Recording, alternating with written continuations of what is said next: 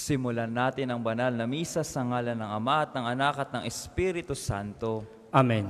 Ang pagpapala ng ating Panginoong Jesucristo, ang pag-ibig ng Diyos Ama, at ang pakikipagkaisa ng Espiritu Santo naway sumainyong lahat. At sumain niyo rin. Isang mapagpalang umaga po sa inyong lahat. Tayo po ay magpasalamat sa Diyos sa lahat ng biyayang ating natanggap. At sa misa pong ito, ialay natin ang ating mga personal na kahilingan, kasama na rin ang mga kahilingan ng mga taong humingi sa atin ng panalangin. At isama rin natin sa misang ito ang mga taong may sakit. Kaya mga kapatid, aminin natin ang ating mga kasalanan upang maging marapat tayo gumanap sa banal na pagdiriwang na ito. Inaamin ko sa makapangyarihang Diyos at sa inyo mga kapatid, na lubha akong nagkasala sa isip, sa salita, at sa gawa, at sa aking pagkukulang. Kaya isinasamo ko sa mahal na Birheng Maria, sa lahat ng mga anghel at mga banal, at sa inyo mga kapatid, na ako'y panalangin sa Panginoong ating Diyos. Kaawaan tayo ng makapangyarihang Diyos, patawarin tayo sa ating mga kasalanan, at patnubayan tayo sa buhay na walang hanggan. Amen.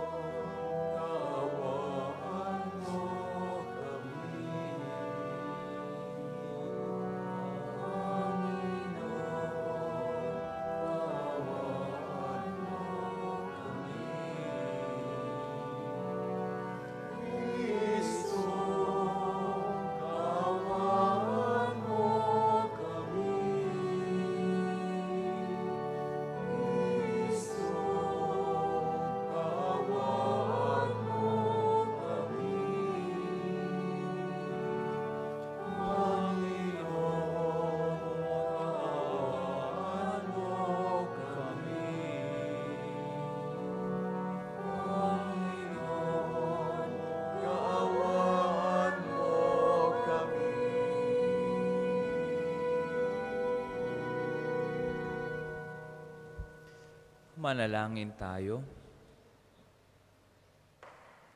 Ama naming makapangyarihan, tanang pinakamabuti iyong tinataglay. Gawin mong sa aming kaloobay manuot ang pag-ibig sa iyong ngalang dakila at bantog, upang sa pag-unlad ng aming pagsunod, sa pananampalatayang iyong ipinagkaloob, mapagyaman mo ang kabutihang iyong inihandog, at ang iyong pinagyaman ay mapanatili mong lubos sa iyong pagsubaybay sa amin at pagkupkop sa pamamagitan ni Jesucristo kasama ng Espiritu Santo magpa sa walang hanggan. Amen.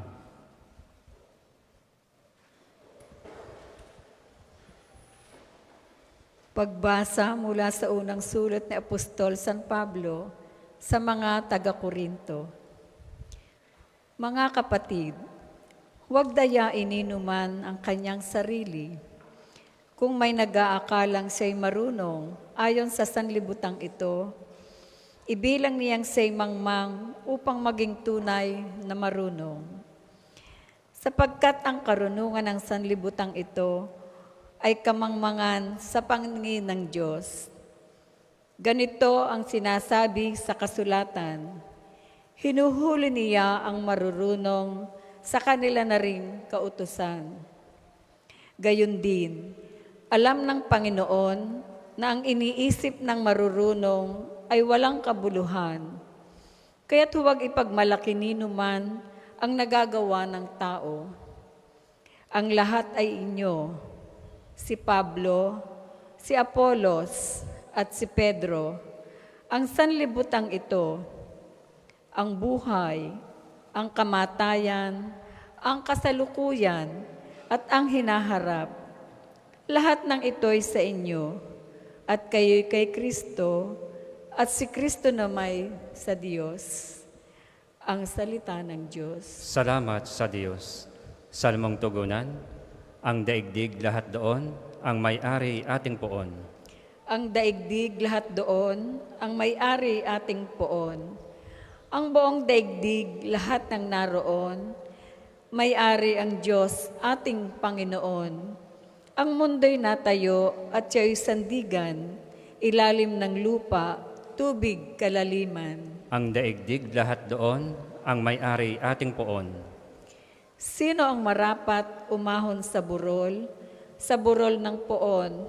Sino ngang aahon? Sino ang papayagang pumasok sa templo?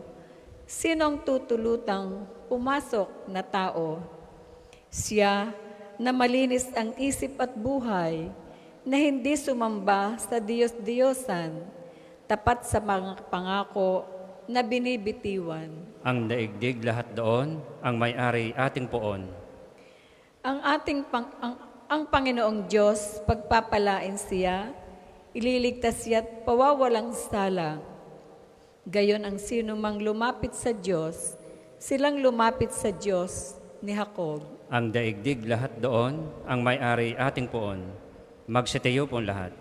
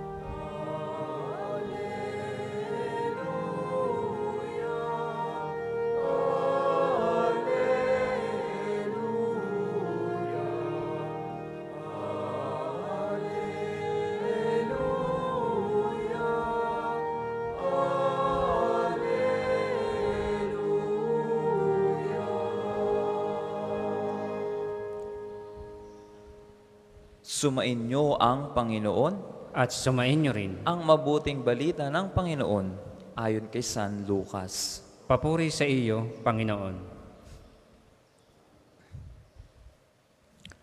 Noong panahong iyon, nakatayo si Jesus sa baybayin ng lawa ng Genesaret. Pinagkalimpumpunan siya ng napakaraming tao na ibig makarinig ng salita ng Diyos. May nakita siyang 2 bangka sa baybayin. Nakalunsad na ang mga mangingisda at naguhugas ng kanilang lambat. Lumulan siya sa isa sa mga bangka at hiniling kay Simong may-ari nito na ilayo ng kaunti sa tabi. Naupo siya sa bangka at nangaral sa mga tao. Pagkatapos niyang magsalita ay sinabi niya kay Simon, "Pumalaot kayo at ihulog ang mga lambat upang manghuli." Sumagot si Simon, "Guro, magdamag po kaming nagpagod at wala kaming nahuli. Ngunit dahil sa sinabi ninyo, ihulog ko ang mga lambat." Gayon nga ang ginawa nila at sa dami ng kanilang huli ay halos magkansisira ang kanilang mga lambat.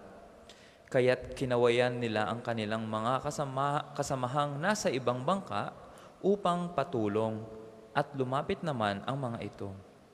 Napuno ang 2 bangka na halos lumubog. Nang makita iyon ni Simon Pedro, siya'y nagpatira pa sa paanan ni Jesus at sinabi, "Lumayo po kayo sa akin, Panginoon, sapagkat ako'y makasalanan." Nang giilala siya at ang kanyang mga kasama dahil sa dami ng kanilang huli. Gayon din sina Santiago at Juan, mga anak ni Zebedeo, na mga kasosyo ni Simon.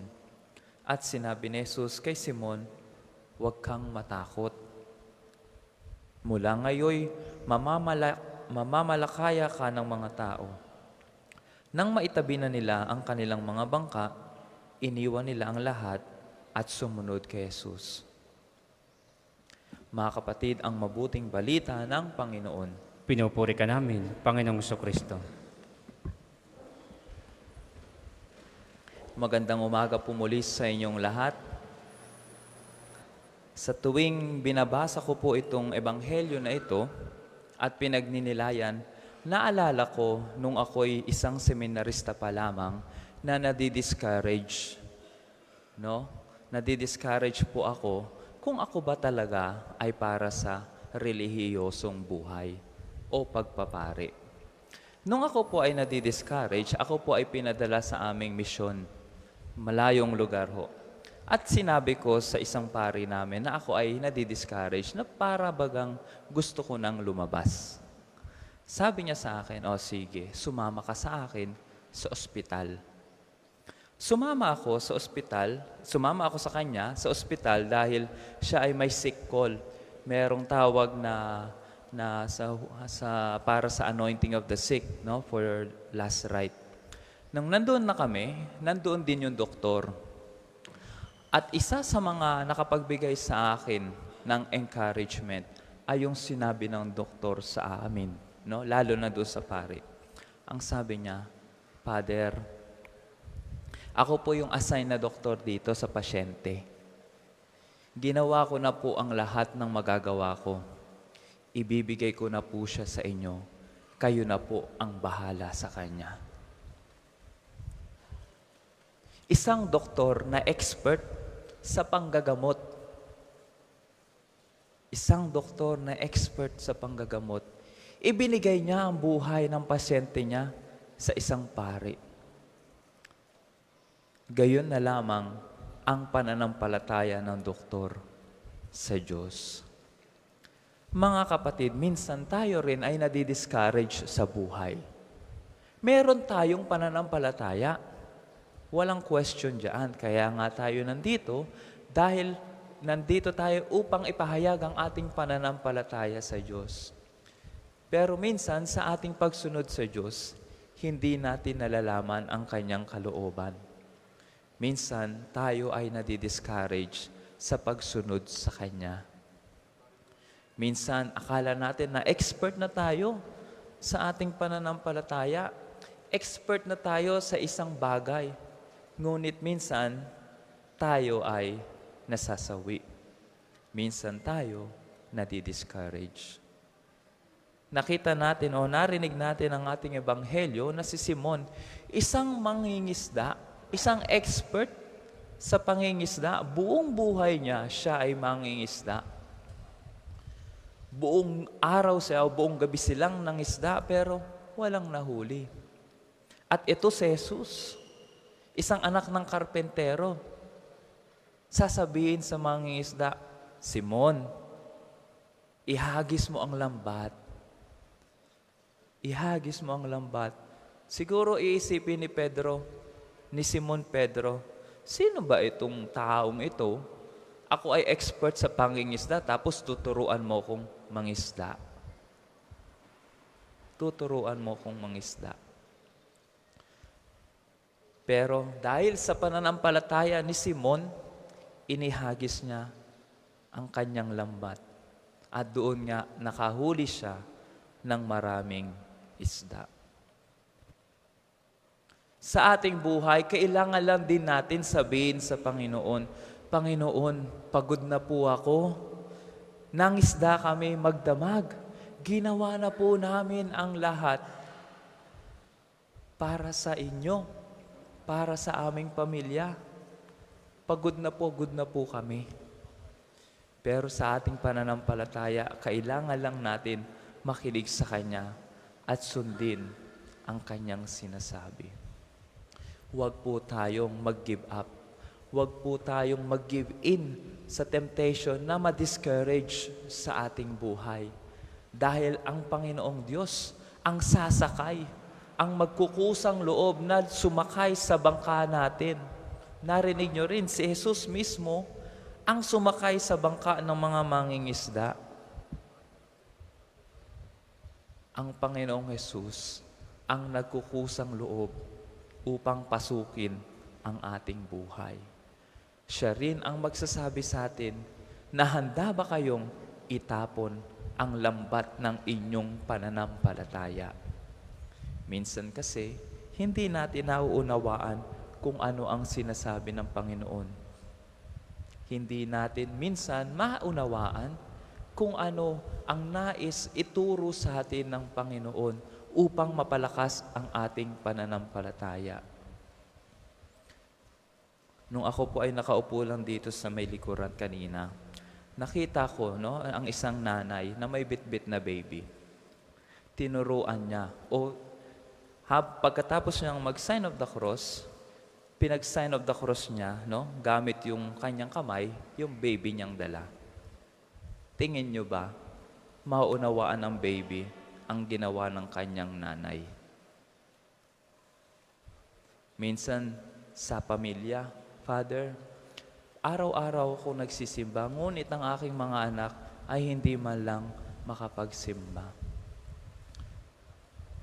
Huwag po tayong ma-discourage, huwag tayong huminto sa pagsisimba at pagdarasal dahil balang araw, ang inyong mga anak, marirealize nila ang inyong pananampalataya, ang kabutihan na dulot ng inyong pagsamba sa Diyos. Balang araw, ang batang iyon lalaki ng may pananampalataya.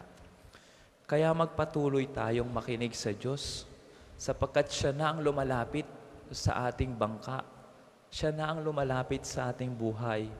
Kailangan lang natin ihagis ang lambat ng ating pananampalataya. Nang sa gayon, mas marami tayong mahikayat na tao upang sumamba sa ating Panginoong Hesukristo. Para po sa mga maghahandog ng sobre, pakihulog na lang po sa buslo.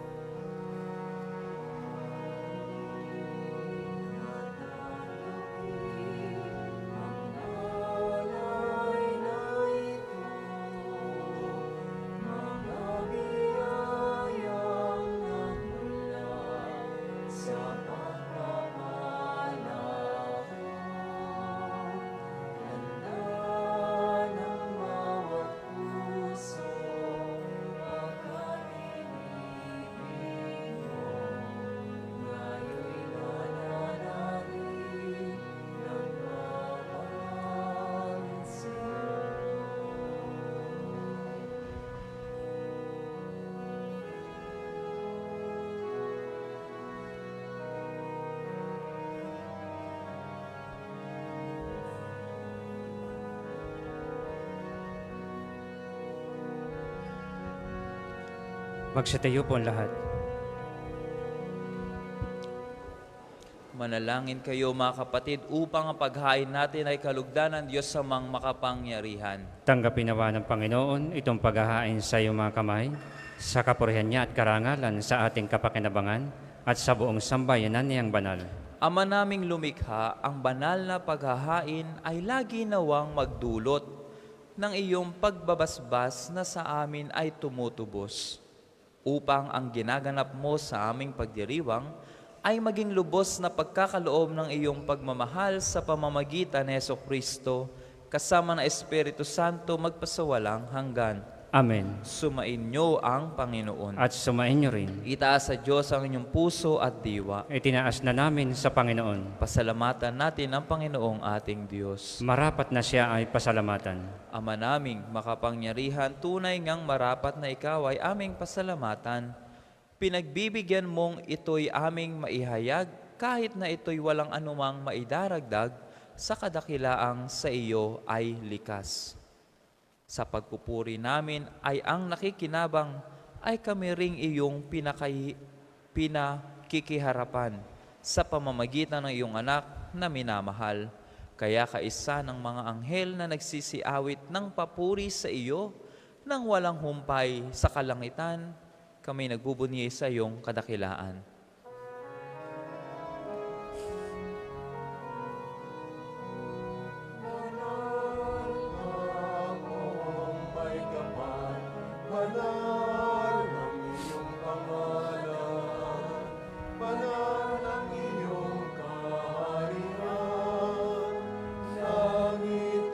Nagpupungay sa iyong ganda.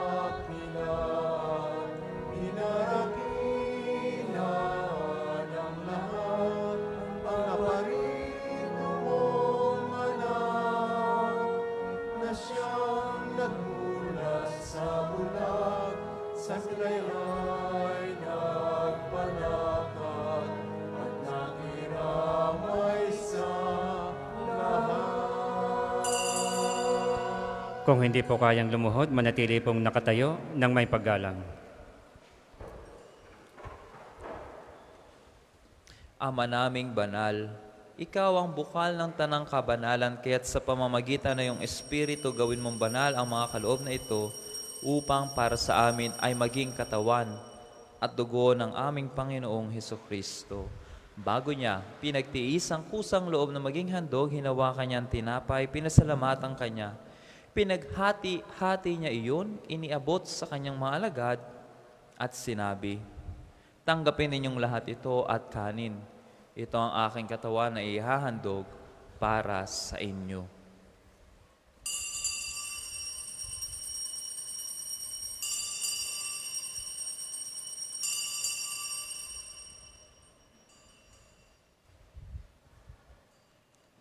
Gayon din naman noong matapos ang hapunan, hinawakan niya ang kalis, muli kanyang pinasalamatan, iniabot niya ang kalis sa kanyang mga alagad at sinabi, "Tanggapin ninyong lahat ito at inumin itong kalis ng aking dugo ng bago at walang hanggang tipan. Ang aking dugo na ibubuhos para sa inyo at para sa lahat sa ikapagpapatawad ng mga kasalanan, gawin ninyo ito sa pag-alaala sa akin."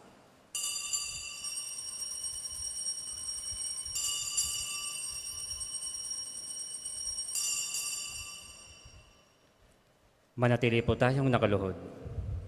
Ipagbunyi natin ang misteryo ng pananampalataya. Si Kristo'y namatay, si Kristo ay nabuhay, si Kristo'y babalik sa wakas ng panahon.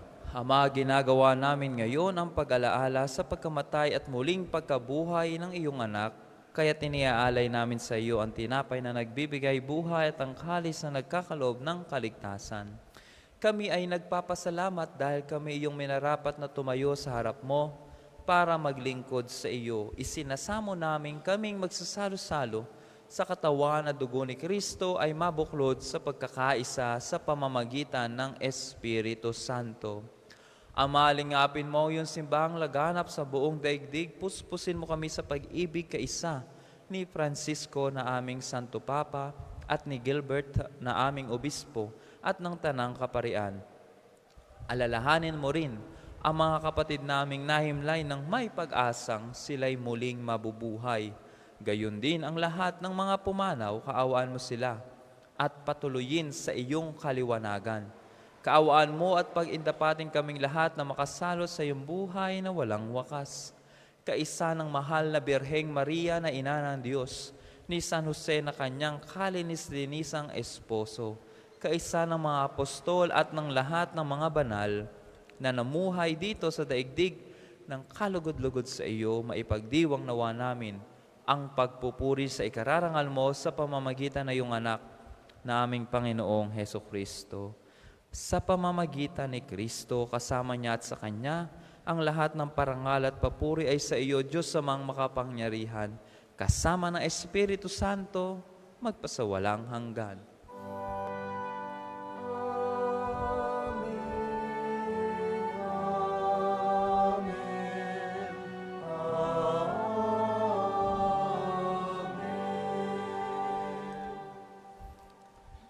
Sa tagubilin ng mga nakagagaling na utos sa turo ni Jesus na Panginoon natin at Diyos, ipahayag natin ng lakas loob.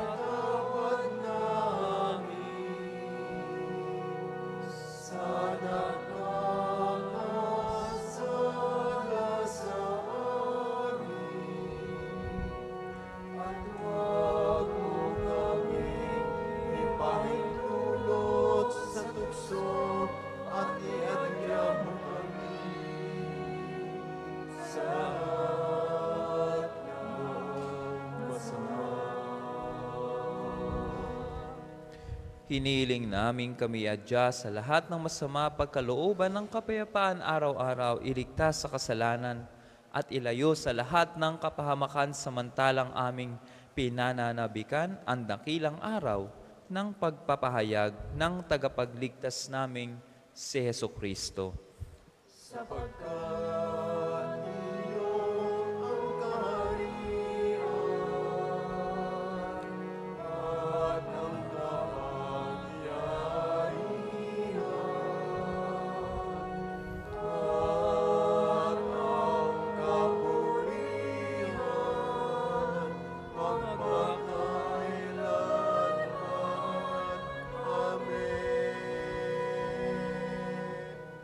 Panginoong Heso Kristo, sinabi mo sa iyong mga apostol, kapayapaan ang iniiwan ko sa inyo, ang aking kapayapaan ang ibinibigay ko sa inyo.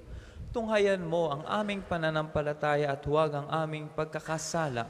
Pagkalooban mo kami ng kapayapaan at pagkakaisa, ayon sa iyong kalooban, kasama ng Espiritu Santo, magpasawalang hanggan. Amen. Ang kapayapaan ng Panginoon ay laging sumainyo. At sumainyo rin. Magbigayan kayo ng kapayapaan sa isa't isa. Kordero ng Diyos na nag-aalis ng mga kasalanan ng sanlibutan, maawa ka sa amin. Kordero ng Diyos na nag-aalis ng mga kasalanan ng sanlibutan, maawa ka sa amin.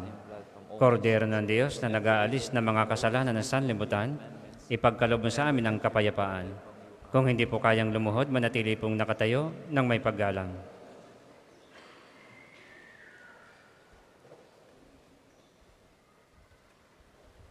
Mga kapatid, ito ang kordero ng Diyos, ito ang nag-aalis ng mga kasalanan ng sanlibutan. Mapalad tayong lahat na naririto sa kanyang piging. Panginoon, hindi ako karapat-dapat na magpatuloy sa iyo, ngunit sa isang salita mo lamang ay gagaling na ako.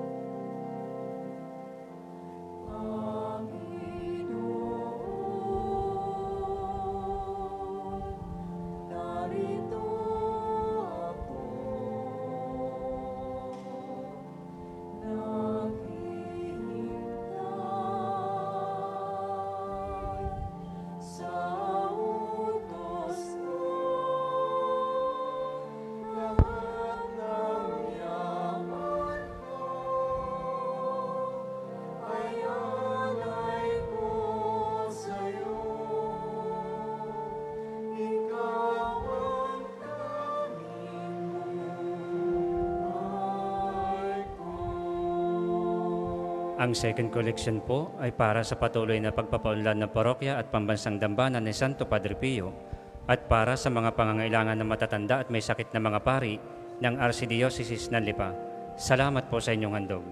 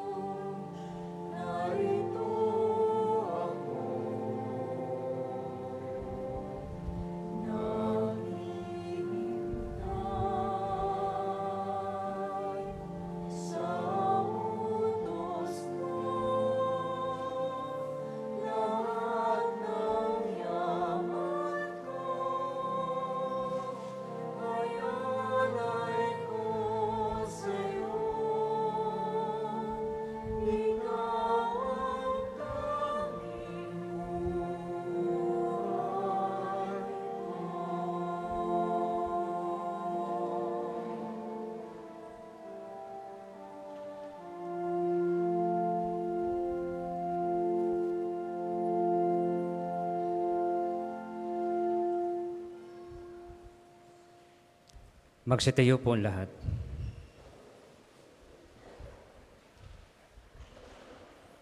Manalangin tayo.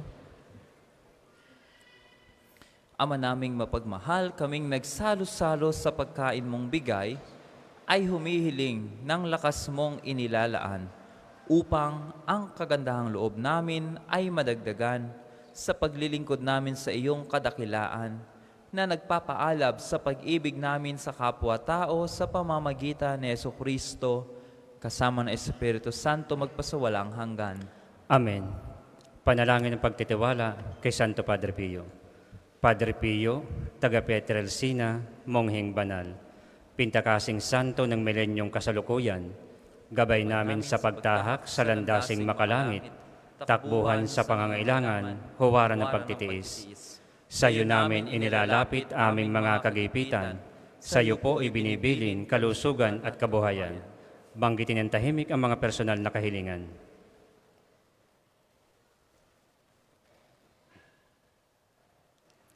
Di mang karapat-dapat kami po ay pagbigyan, bendisyonan at basbasan maging ganap sa buhay. Lumayo nawa kami, umiwas sa kasalanan, lumapit lagi sa Diyos, maging matatag at matibay.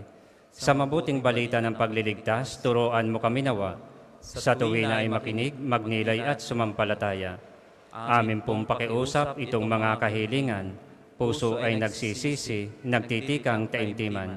Di na muling magkasala, sunod lagi sa Diyos Amang, kaisa ng Espiritu at ni Jesus na tagapamagitan. Amen. Ang lahat po'y magsuupo para sa mga patalastas. Una, sa inyong pagdalaw sa pambansang dambana, mangyaring pakaingatan ang inyong mga personal na gamit. Hangad namin ang isang matiwasay at maayos na pagbisita sa National Shrine. Ikalawa, narito po sa atin ngayon ang imahen ng Mahal na Birhen ng Loreto, ang ina at reyna ng Sampaloc, Maynila, at patrona laban sa mga sunog at sakuna. Mananatili siya dito hanggang September 7 pagkatapos ng misa pasasalamat sa ikapito ng umaga. Halina at makiisa sa mga gawain ng kanyang pagbisita upang mas lumalim ang ating pagmamahal kay Kristo sa pamamagitan ng kanyang ina. Ikatlo, nais po naming ipagbigay alam sa inyo na ang Padre Pio Healing Bundle ay available sa ating mga tindahan. Ang langis na kasama nito ay may halo ng langis na mula sa puno ng olibo na binasbasan ni Padre Pio nung siya'y nabubuhay pa. Naway magindaan ang ating healing bundle sa pagkakamit ng kagalingang mula sa Diyos. Ikaapat, bahagi ng mga gawain ng pagdiriwang ng kapistahan ni Santo Padre Pio.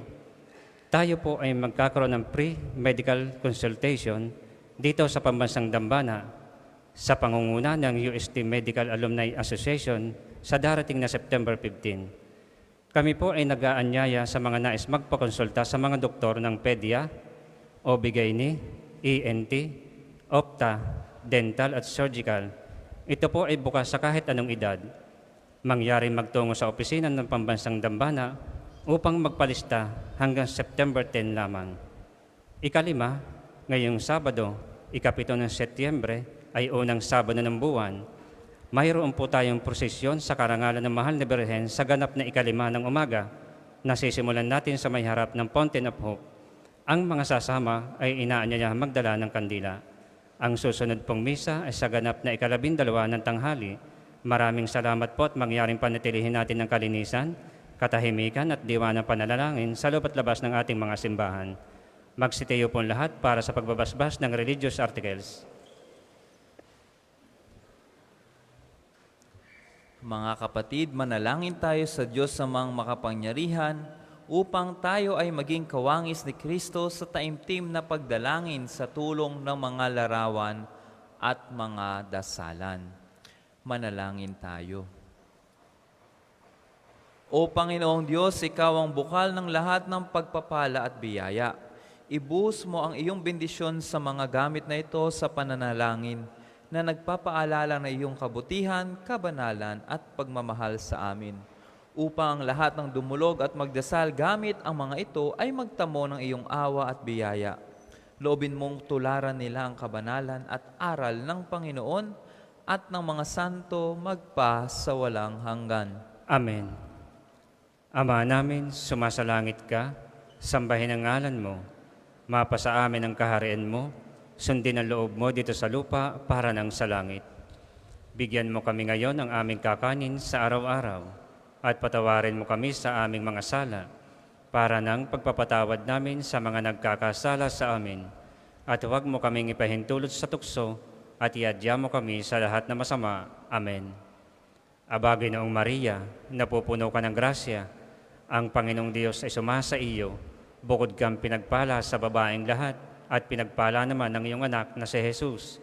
Santa Maria, Ina ng Diyos, ipanalangin mo kaming makasalanan, ngayon at kung kami mamamatay. Amen. Ama namin, sumasalangit ka, sambahin ang ngalan mo, mapasa amin ang kaharian mo, sundin ang loob mo dito sa lupa para nang sa langit.